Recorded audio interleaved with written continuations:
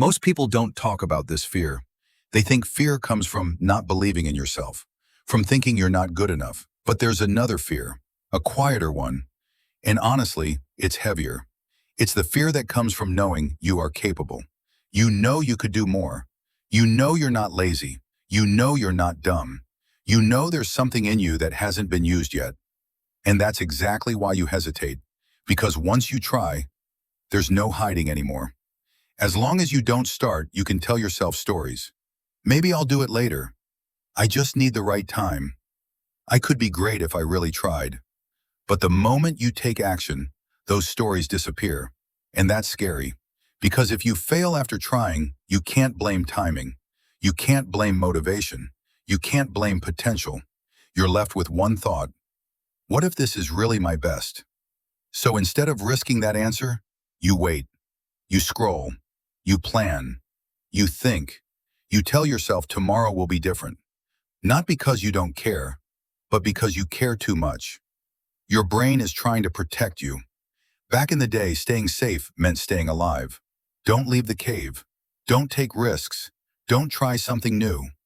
Today, that same brain sees failure as danger. Rejection feels like death. Embarrassment feels like exile. Trying and failing feels like losing your identity. So your brain says, let's stay comfortable. Let's not find out. And comfort feels good in the moment. But comfort has a cost. Because potential doesn't disappear. It waits. It shows up late at night when you're alone. It shows up when you see someone else doing what you thought about. It shows up as frustration, envy, and self-doubt. Not because you're broken, but because you're unfinished. Here's the truth most people never hear. You're not afraid of failure. You're afraid of clarity. Because clarity removes excuses. If you fail after trying, you'll know where you stand. And that feels final. But what you don't realize is this. Failure doesn't define your limit. Avoidance does. Every time you don't try, you quietly teach yourself, I don't trust me. And that belief hurts more than any failure ever could. Let me say this clearly. Failing does not mean you weren't meant for more. Failing means you're learning where more actually begins. Every skilled person you admire failed publicly. They were awkward. They were slow. They doubted themselves too. The difference? They chose discomfort over regret. You don't need confidence to start. Confidence comes after action. You don't need motivation either. Motivation is unreliable. What you need is honesty. An honest attempt, not perfection, not a life-changing leap. Just one real step forward. Because trying once doesn't lock you into anything. It doesn't define your future. It doesn't trap you. But not trying traps you every day. Ask yourself this. If you stay exactly the same for the next 5 years, will you be at peace with that?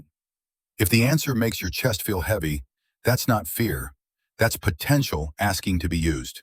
You don't owe the world greatness. You don't owe anyone success.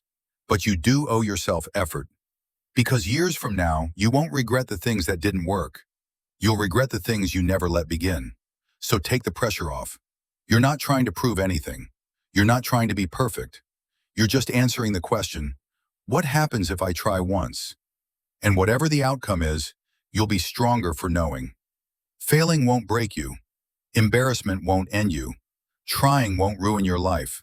But ignoring your potential slowly will. So today, don't chase confidence.